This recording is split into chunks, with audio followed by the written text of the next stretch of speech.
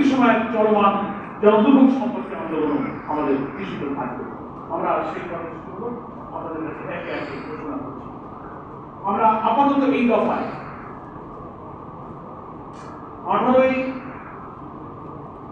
April থেকে আগামী 2রা মে পর্যন্ত আমরা এই পরবর্তী দফার কর্মসূচি এক এক করে বলছি। 18ই এপ্রিল থেকে 2রা মে পর্যন্ত যে কর্মসূচি আজকে শিশুদের বিরুদ্ধে সিদ্ধান্ত পেয়েছি সেটা প্রথম 18ই এপ্রিল শনিবার 11 দলের উদ্যোগে রাজধানী ঢাকায় গণমিছিল অনুষ্ঠিত হবে ইনশাআল্লাহ। 2 নম্বর দ্বিতীয় কর্মসূচি 25শে এপ্রিল সকল বিভাগীয় শহরে, সেদিনও শনিবার, 25শে এপ্রিল শনিবার সকল বিভাগীয় শহরে গণমিছিল, ঢাকা ব্যতীত, ঢাকায় যেহেতু আমাদের 18 তারিখে হয়ে যাচ্ছে, ঢাকার বাইরের সকল বিভাগীয় শহরে 25শে এপ্রিল শনিবার গণমিছিল হবে 11 দলের উদ্যোগে।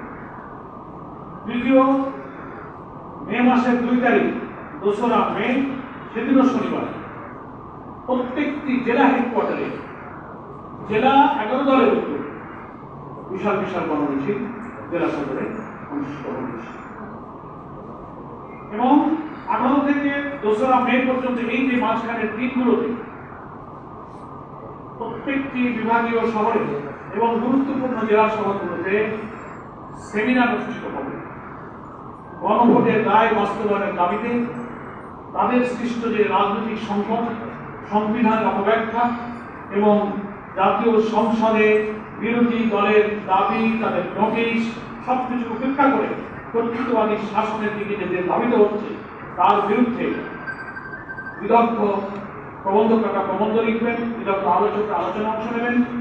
প্রত্যেকটি বিভাগীয় শহর এবং গুরুত্বপূর্ণ জেলা সদরে 18 থেকে আগামী 2রা মে পর্যন্ত 18 এপ্রিল থেকে লিফলেট বিতরণ এবং সেমিনারের আয়োজন চলবে জেলায় জেলায়। এর পরবর্তী ধাপে এই কর্মসূচির পর আমরা শীর্ষনেতৃবৃন্দের কাছ থেকে সিদ্ধান্ত পেয়েছি বাংলাদেশের প্রত্যেকটি বিভাগীয় শহরে 11 দলের উদ্যোগে সেই বিভাগের অধীন সমস্ত জেলার 11 দলের যৌথ সহযোগিতা এবং ব্যবস্থাপনায় বিশাল বিশাল সমাবেশ অনুষ্ঠিত হবে বিভাগীয় শহরগুলোতে এই 2রা মে পর থেকে। সেই শিডিউলটা আমাদের লিয়াজো কমিটি অবিলম্বে বসবেন এবং তার সুনির্দিষ্ট তারিখগুলো ঘোষণা করবেন।